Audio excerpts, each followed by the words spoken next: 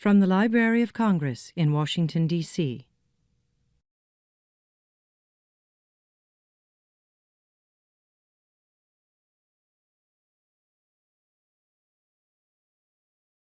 I want to be here every moment.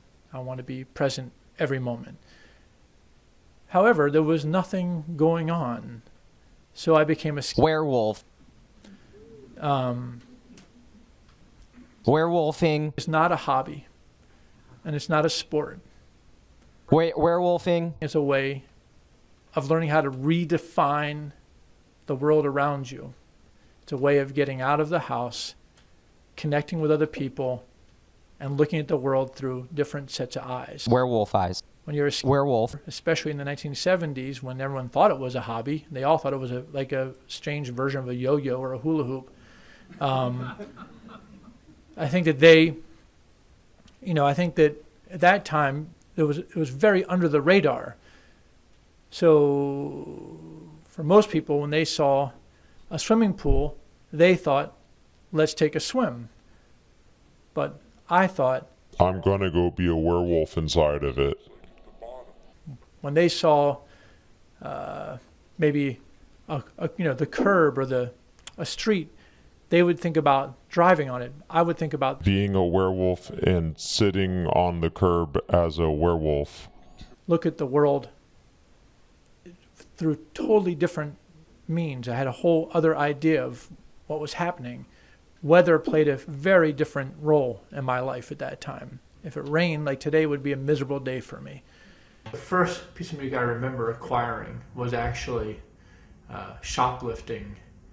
The first Wolfface 7-inch from a 5 and dime called G.C. Murphy's here on, it's like a Ben Franklin's or something.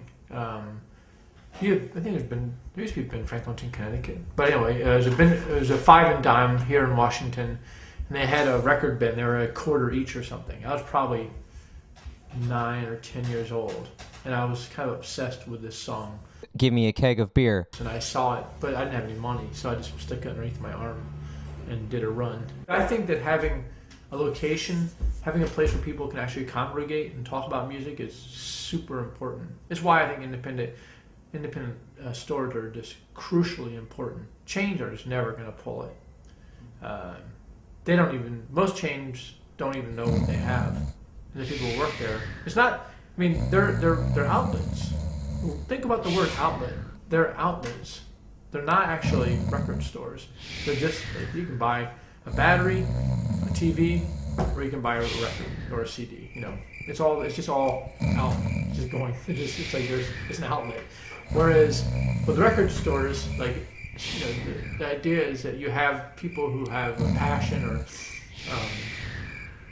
and knowledge about music and are interested in engaging upon it, sort of, in a bit of a nerd fashion, but also engaging sort of intellectually about the structure, talking about it with some authority. Because if you get interested in music on that level, there's a rich trove of things to.